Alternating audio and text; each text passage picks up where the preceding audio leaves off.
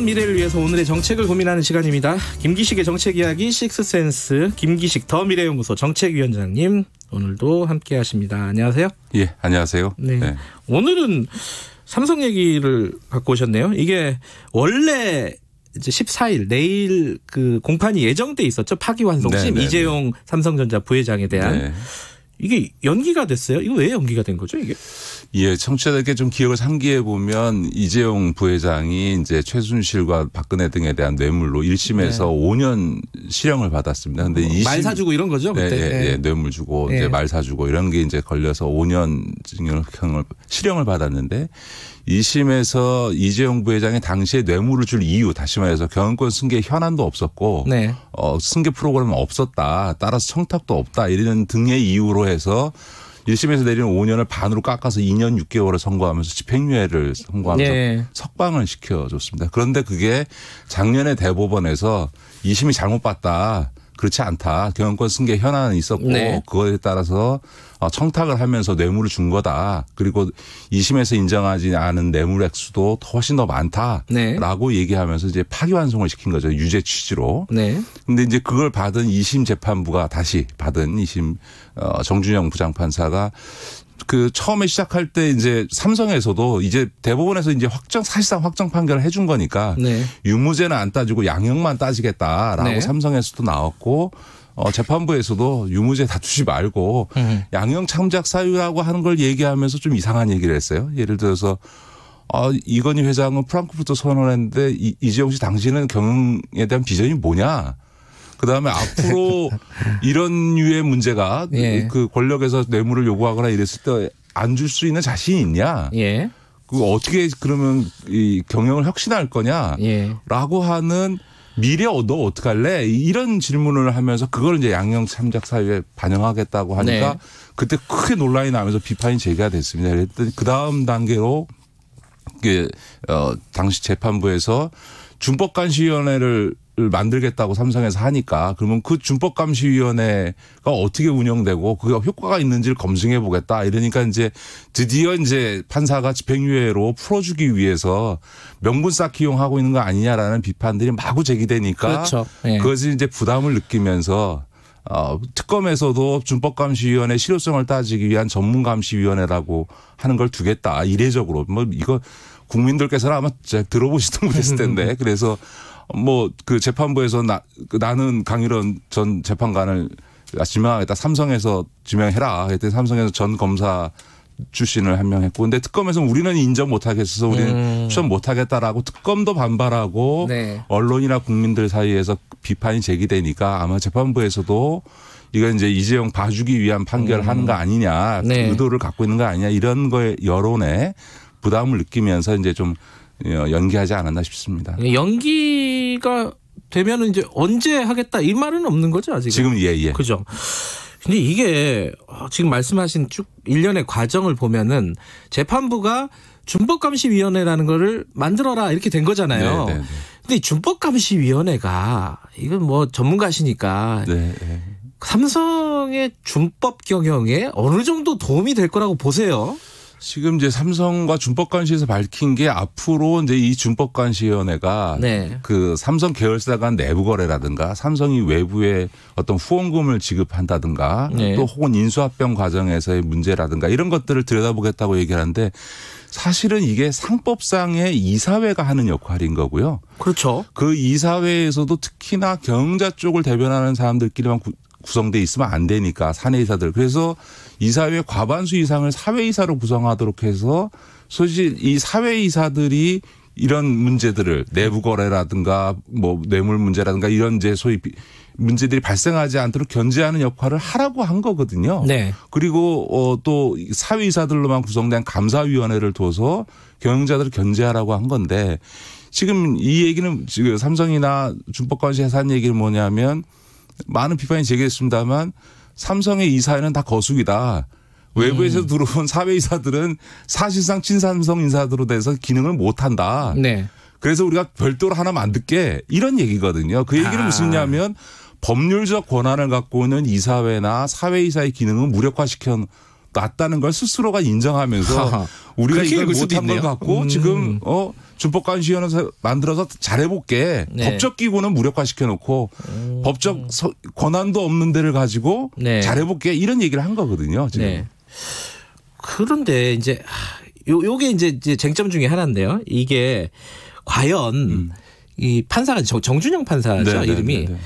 이분이 이제 일부에서 얘기를 하기로는 원래 네, 네. 회복적 사법이라고 해야 되나요? 뭐 치유적 사법. 뭐 네, 그런 네, 그런 어떤 판결들을 많이 한 분이래요. 네. 그러니까 벌을 주는 게 중요한 게 아니라 앞으로 어떻게 개선하고 바꿔나갈 수 있는가가 더 중요하다. 그래서 뭐 예를 들어 음주운전 상습범에게도 집행유예를 풀어주면서 어떻게 금주 같은 것들을 어떻게 하는지를 보고 그러니까 그런 차원 아니냐. 물론 반론을 그러니까 이 재판부 입장에서 생각을 해보면은 그런 반론에 대해서는 어떻게 생각하십니까?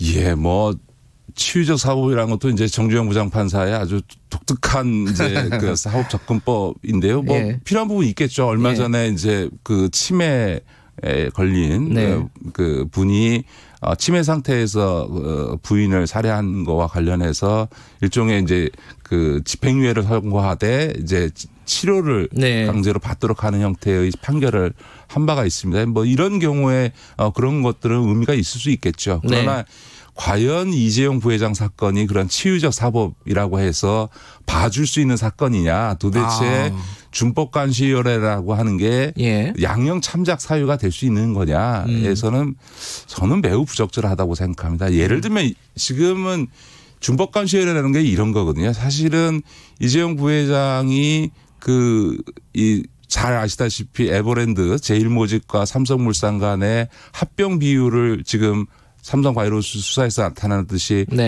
조작을 해가지고 사실은 그 과정에 생겨나는 문제들을 때문에 경영권 승계 문제 때문에 뇌물을 줬다. 이게 이제 대법원에서 나온 판결이거든요. 그래 그 과정을 통해서 사실은 이재용 부회장은 경영권을 확립했을 뿐만 아니라 무려 수조 원의 재산상의 이득을 취했거든요.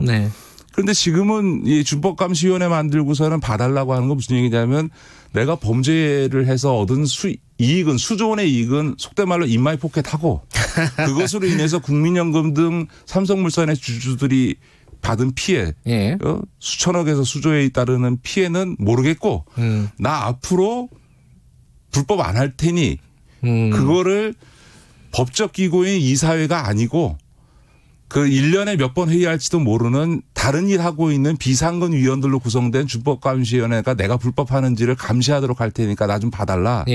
이런 거거든요. 이게 과연 상식적으로 양형 참작 사유가 될 수 있냐. 예를 들면 청취자들께서 생각해 보시면 이러는데요.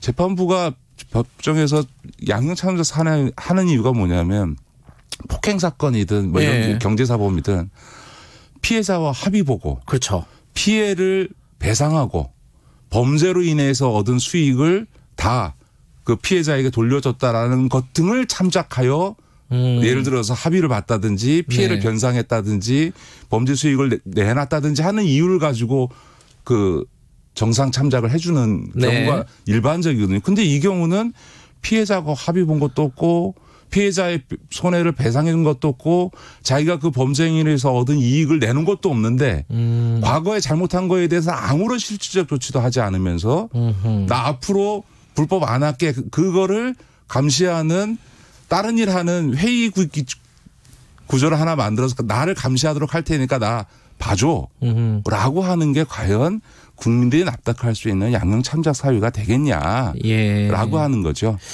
그러니까 뭐 좋게 보든 나쁘게 보든 이번 재판부가 굉장히 창조적인 건 사실인 것 같은데.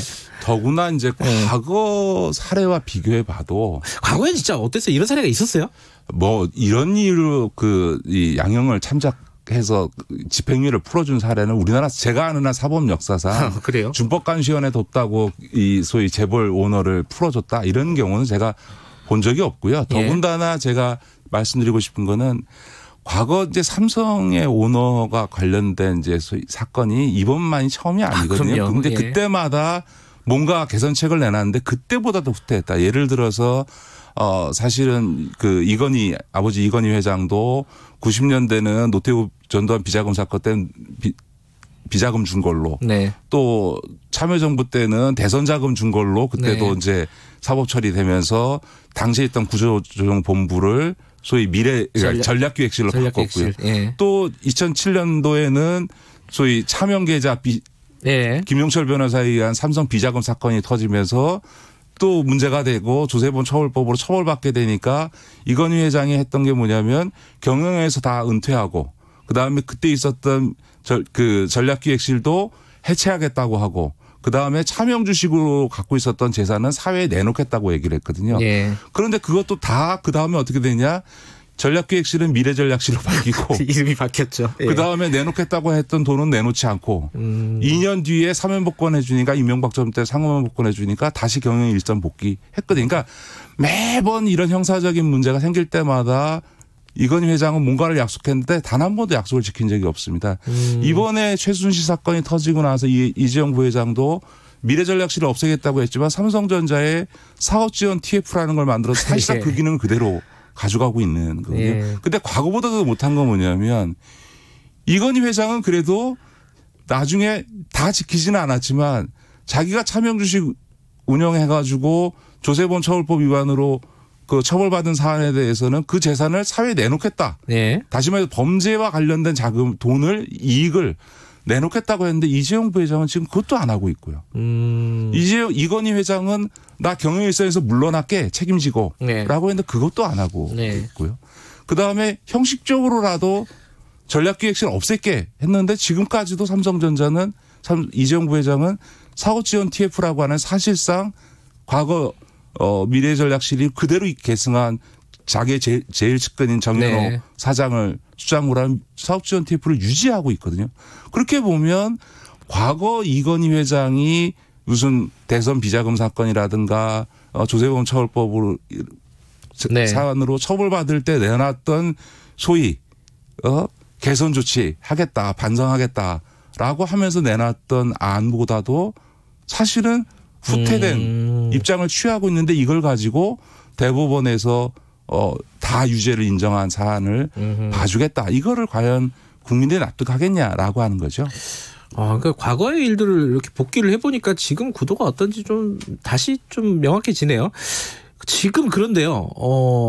이 지금 헷갈리는 게 파기환송 해가지고 다시 재판을 여는 거 말고 바이오로직스 수사는 따로 진행이 되고 있는 거잖아요. 그죠? 그렇습니다. 지금 이건 어떻게 돼가고 있어요? 사실은 이제 삼성 바이오로직스 수사가 예. 그 지난 이제 7월부터 지금 거의 6개월을 예. 그 지체되다가 전 그거에 대해서는 윤석열 총장과 검찰에 좀 유감인 게 사실 그 지체된 이유가 삼성 바이오로직스 수사를 진행하던 그 특수 4부 인력을 다 조국 전 장관 수사에다 투입하는 바람에 그 6개월 동안 그게 수사가 중단됐거든요. 근데 국가적으로 보면 삼성 바이오로직스 수사와 조국 전 장관 일가의 수사 중에서 무엇이 더 국가의 어떤 사법정의 실현에서 더 중요했냐라고 본다면 저는 굉장히 아쉬운 거라고 생각을 하는데 어쨌든 간에 그렇게 6개월 중단됐던 수사가 최근에 1월 달부터 다시 본격화돼서 지금은 과거 미래전략실 핵심이었던 장충기 최지성 두 사장과 부회장을 다 소환했고 최근에는 삼성물산에 최치훈 그 삼성물산 이사회 의장도 지금 소환을 해서 이제 사실상은 이재용 부회장에 대한 소환이 지금 임박해 있는 거죠. 거의 삼성바이오로직스 수사의 정점으로 지금 향해 가고 있고 아마 그것이 빠르면 이달 늦어도 다음 달까지는 아마 수사 결과 나오지 않을까. 근데 이 사건이 굉장히 중요한 게요. 네. 이게 사실은 그 앞서 대법원이 유죄 확정을 했던 그 박근혜 최순실 등에 대한 뇌물 사건과 매우 밀접히 연관이 있습니다. 그렇죠. 그게 무슨 얘기냐면 지난 대법원이 확정해 준 제일 중요한 게 당시에 이재용 부회장의 경영권 승계 현안이 있었고 그 현안 때문에 뇌물을 줬다라고 하는 거거든요. 대법원의 최종 판단이. 그 경영권 승계 최대 현안이 뭐였냐면 바로 제일모직과 삼성물산 간에 합병을 하는 거였고 그 합병을 하는 데 있어서 이재용 부회장에게 유리하게 해주기 위해서 이루어진 일이 바로 삼성바이오로직스 분식회계건이거든요.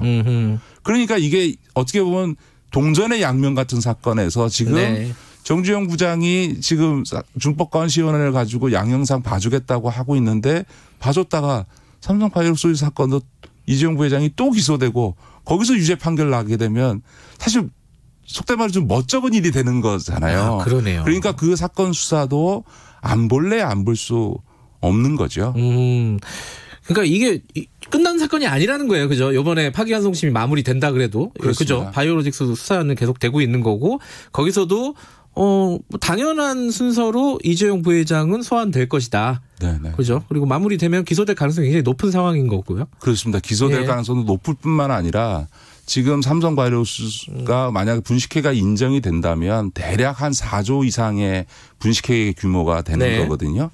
그런데 유사 사례가 대우조선해양에서 지금 4조 5천억짜리 분식회계 사건이 났는데 그 당시에 전문 경영했던 고재호 사장이 무려 징역 9년을 받았습니다. 아하. 그러니까 그 양형과 동일하게 간다고 하면 지금 뭐 최순실, 박근혜 등에 대한 뇌물 사건과는 비교할 수 없을 정도로 분식회 문제에 있어 이재용 부회장의 양형상 책임이 커지게 되고 그 사건은 아예 원천적으로 집행유예가 불가능한 사건이거든요. 그런 점에서 보면 이 삼성바이오로스 수사는 지금 현재 그 최순실 그 뇌물 사건, 박근혜 최순실에 대한 뇌물 사건 파기환송심에도 영향을 미칠 뿐만 아니라 그 자체로도 대단히 중요한 사건이라고 봐야죠. 알겠습니다. 요거는 좀 진행 사항을 계속 팔로우할 필요가 있겠네요. 고맙습니다. 네, 고맙습니다. 김기식 더 미래연구소 정책위원장이었습니다.